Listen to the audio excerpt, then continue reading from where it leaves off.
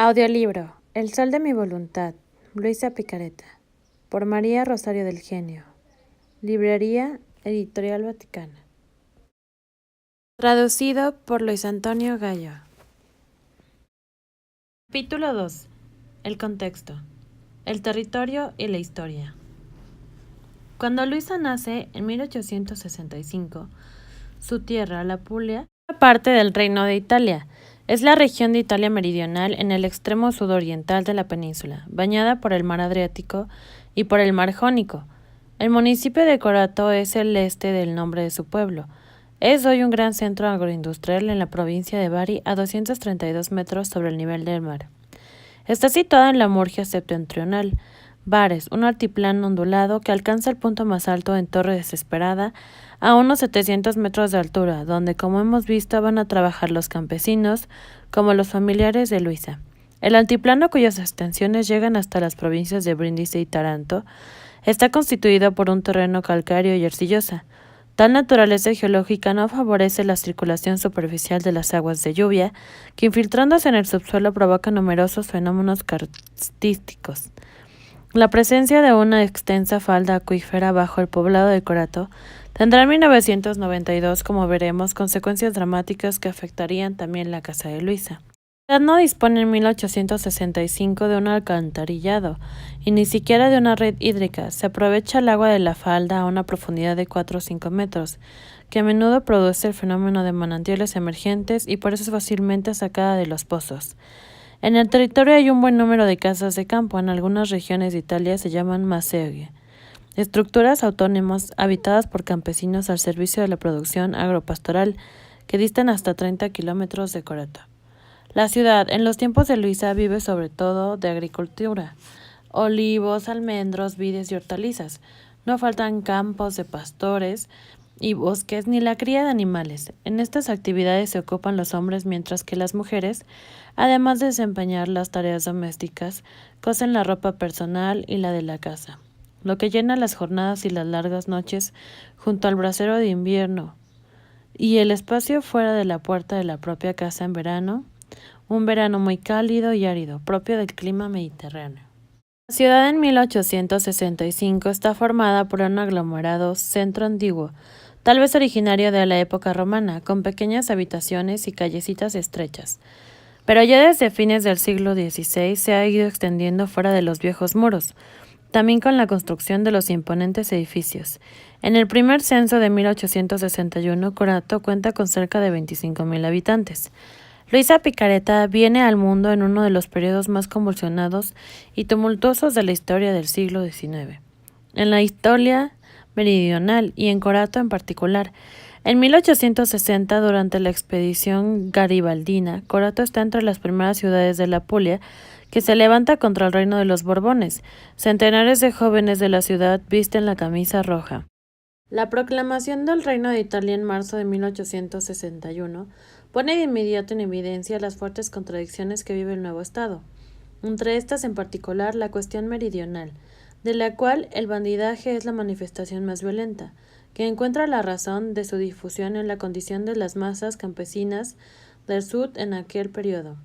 Los campesinos meridionales llevan una existencia miserable desde el nacimiento hasta la muerte, cargada de dolores, sacrificios y explotación, una vida de resignación y al mismo tiempo alimentada por el odio hacia los hombres de bien, exclusivos propietarios de las tierras que han usurpado en daño del pueblo y de los bienes públicos. Es verdad que a menudo los campesinos se rebelan, pero su acción es sistemáticamente sofocada en la sangre. Precisamente en 1865, cuando nace Luisa en la Murgia, los fuegos del bandidaje comienzan a apagarse, pero el terror de un ataque de los bandidos durará todavía por muchos años. En aquellos años, otro acontecimiento doloroso afecta pesadamente a Corato. Un cólera de la primavera y del verano de 1867, que hace estragos ante todo entre las clases más populares, debido a la escasa higiene, también en la alimentación y el hacinamiento de hombres y bestias en los tugurios. Después ataca a todos. El periodo del fin del siglo está caracterizado en la Puglia y en Corato por una dramática situación económica a la cual la Iglesia trata de ofrecer algún alivio.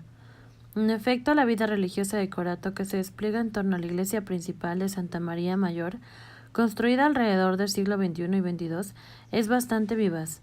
Hasta el final del 1700 hay en Corato 6 monasterios, 4 masculinos. Los menores observantes del convento de San Cataldo, los frailes menores conventuales, los capuchinos y los dominicos, y 2 femeninos, los benedictinas de la Anunciación y las dominicas del Divino Amor. La década francesa de 1806 a 1815 y la llegada de los sababudos en 1861 llevan a la gradual supresión en Corato de las diferentes órdenes monásticas y a la expropiación de sus bienes. Otras iglesias importantes de la ciudad son la de San José, de la cual parten desde 1600 las sugestivas procesiones de la Semana Santa, en las que participa toda la ciudad, la de Santa María Griega, donde se venera el icono milagroso de la Virgen griega, que libró a Corato de la peste en 1656. La Coronada. Corato ya desde antes del año 1000 pertenece a la diócesis de la cercana Trani, mientras que la cabeza de provincia, Bari, es la sede episcopal más prestigiosa. En cuanto allí se venera a San Nicolás, cuyas reliquias provienen del oriente traídas por los mercaderes en el medievo. En el ámbito sociocultural, el comienzo del 1900 encontramos en Corato una sola escuela primaria, instituida en 1859. Existe además el Hospital Humberto I, que funcionaba desde 1878. Hay un orfanato fundado en el siglo XVIII, un asilo infantil instituido en 1864 y destinado a acoger a los niños de las familias pobres y a los huérfanos, de la Casa de los Inválidos dedicada a la memoria del rey Victorio Manuel II. Estas estructuras, administradas en su mayor parte por hombres y mujeres de la Iglesia, no son suficientes para contrarrestar el anticlericalismo del tiempo, hacia el cual se dirigía la obra expiatoria de Luisa.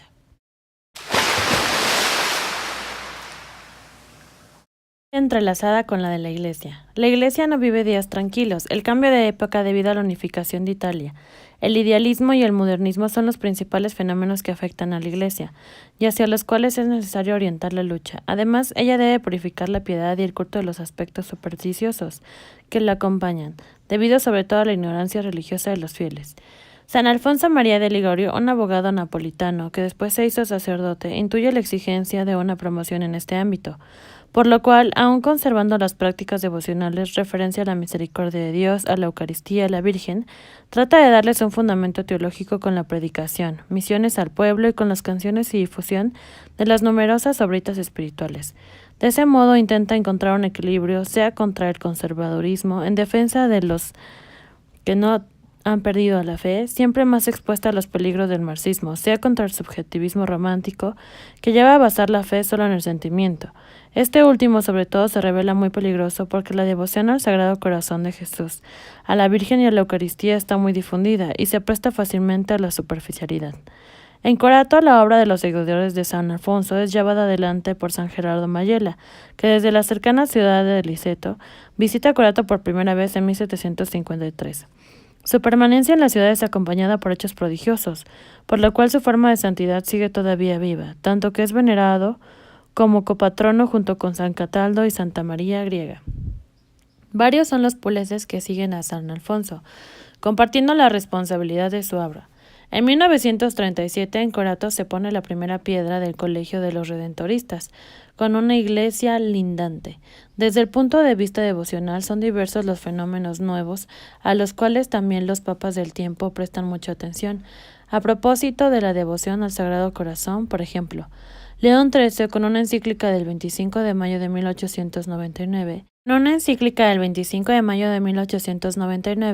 subraya sobre todo el aspecto de la reparación en la práctica de los 9 primeros viernes del mes, de la recitación de las letanías del Sagrado Corazón, de las famosas 40 horas de la procesión del Corpus Christi. A esas devociones se añaden los congresos eucarísticos que subrayan el aspecto místico sacrificial de la Eucaristía. El imaginario colectivo considera a Dios más como justo juez que como Padre misericordioso. Al Dios patrón del Antiguo Testamento se ofrecen víctimas de expiación, cosa que vuelve a hacerse presente en este periodo, en el cual muchas personas se ofrecen como víctimas para reparar los pecados de los hombres. Luisa se integra en esta circulación de ideas con el ofrecimiento de su vida. Nacen también nuevas congregaciones masculinas y femeninas, como la del padre Aníbal María di Francia, fundador de la Congregación de los Rogacionistas y de las Hijas del Divino Celo. El padre Aníbal abre en Trani en abril de 1910 una casa de sus religiosas con un orfanato. En el mismo periodo, la proclamación del dogma de la Inmaculada Concepción, que se dio en 1854, extiende aún más la devoción mariana, se incrementa la recitación del rosario y la celebración del mes de mayo y de octubre dedicados a la Virgen. En mayo de 1876 nace en Corato la ya mencionada Asociación de las Hijas de María, y Luisa es una de las primeras en inscribirse en ellas. En esta ocasión probablemente conoce al agustiniano padre Cosme Giudice y al padre Miguel de Benedictis, sus principales confesores. Tanto alejada de la piedad de la época, está Teresa Martín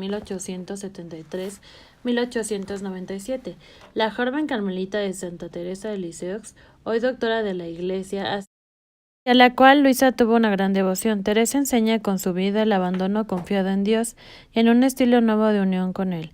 Según ella, con Dios se puede hablar en todo momento de la jornada, y cuando en los primeros años de 1900 se publica en Italia la primera traducción de su Historia de un alma, una especie de autobiografía, se vislumbra que todos, no solo los sacerdotes y religiosas, pueden vivir una vida mística fundada sobre la toma de conciencia de un amor que está ya presente en el corazón del hombre, hecho imagen de Dios, pero que tiene que ser explicitado de los modos personales más apropiados según la vida que se lleva. Así muchos aprenden que también en los quehaceres cotidianos se puede estar siempre unidos a Dios a través de la unión de voluntad, y muchas veces las madres de familia que recurren a Luisa para pedir consejos se sienten decir la misma cosa. Se desarrollan también las terceras órdenes y las pías uniones. Luisa adherida a la tercera orden dominica. A comienzos de las últimas décadas del 1800, las parroquias se convierten en centros innumerables iniciativas que ocupan considerablemente a los párrocos, los cuales están tan cargados de trabajo que no siempre pueden responder a los pedidos de todos los parroquianos. En parte esto puede también explicar por qué, como veremos, cuando hará falta un sacerdote para bendecir a Luisa y sacarla de su estado de inmovilidad, no se encuentra ningún sacerdote disponible, con gran desazón de los familiares.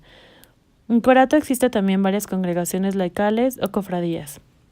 Los laicos católicos se comprometen en los campos más variados, no solo en el apostolado religioso propiamente dicho, sino también en la defensa de la propia actividad profesional, de la prensa y de la misma vida política. También el movimiento litúrgico da su aporte a la apertura de misterio y difunde una sensibilidad hasta entonces circunscrita a los monasterios.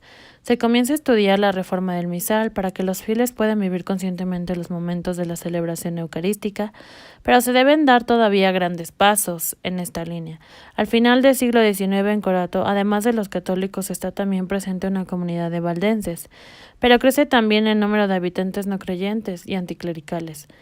De todo ello llegan los ecos de Luisa. Su vida está hecha de herencia espiritual. Bajo oración y sufrimiento, se convierte en un punto de referencia en el que se entrelazan los problemas sociales y eclesiales.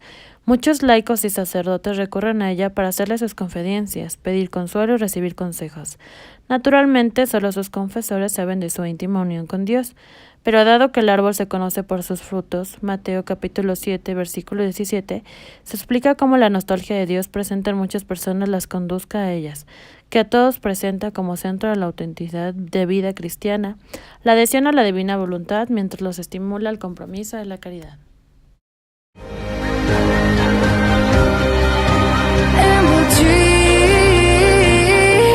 Impossible.